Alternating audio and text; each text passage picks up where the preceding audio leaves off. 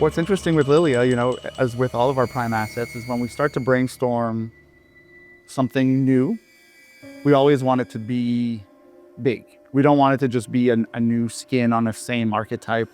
So with Liliya, after doing Franco with projectiles, we wanted to come up with a new mechanic, something that would, surprise players. And in thinking of that, the first thing we thought of was this sort of kind of hidden in plain sight.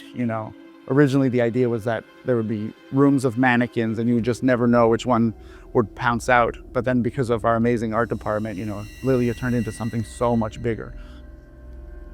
So in Despoil the Auction, which is our latest trial, it's set in this kind of winter wonderland resort, isolated in the middle of the woods, very similar to a compound that Liliya would have had outside of the facility.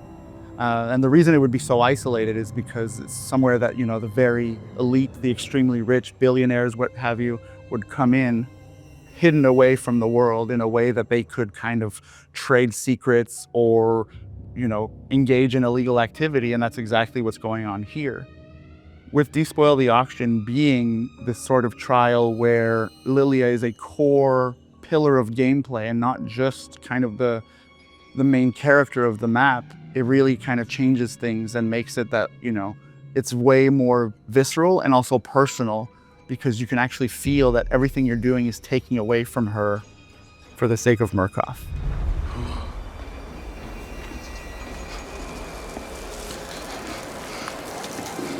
The step afterwards for us was what would be our core pillars of the map. And there are really 5 of them that we wanted to stay true to. Call them pillars, call them flavors. There were really 5 we stuck to, and we didn't really want to veer off them throughout the process of the map. The first one was we wanted the player to open up the map, not the narrative linear beats. The second core principle that we wanted to stay true to was this idea that you have a hub and you have this sort of looping where the player will continuously visit an important area. So for us, that area was both the lobby and the auction room. And we wanted to make sure that many parts of the map would always kind of loop into each other. Paths that you didn't have access to before would be opened up later. So for an example, the lobby itself has a wolf door, it's got an owl door, it's got a bear door, and these are things that, am I gonna be able to access these all at the same time? But okay, you remembered, there's this idea that I'm gonna have to go open up that later.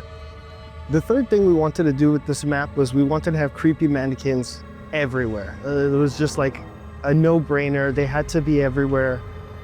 And this is the first time in Outlast Trials where we use the prime asset also as a gameplay ingredient. So basically the idea is that you have this very low range black light because we didn't want it to turn into a flashlight. And so you had to get close enough to the mannequins that those mannequins could be Liliya at any point.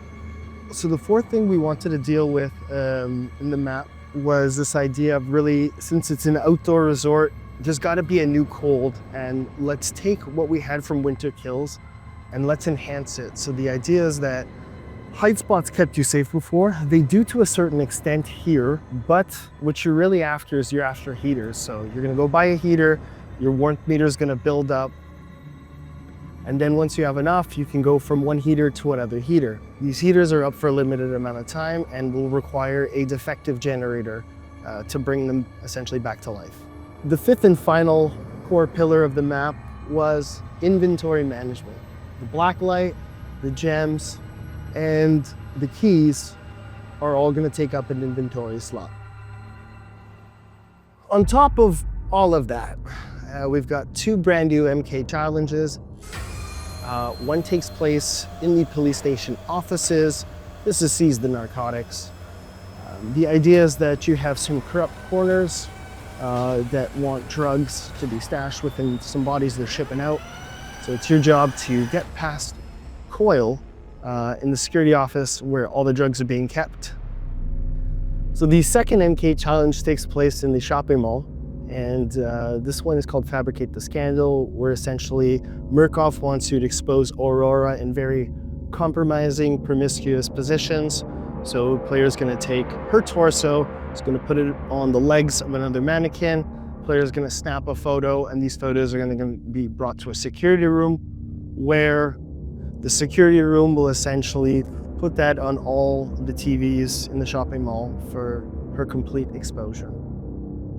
So in a nutshell, that's our main trial. Those are 2 MK challenges, and we're really excited for players to play them. See you out there.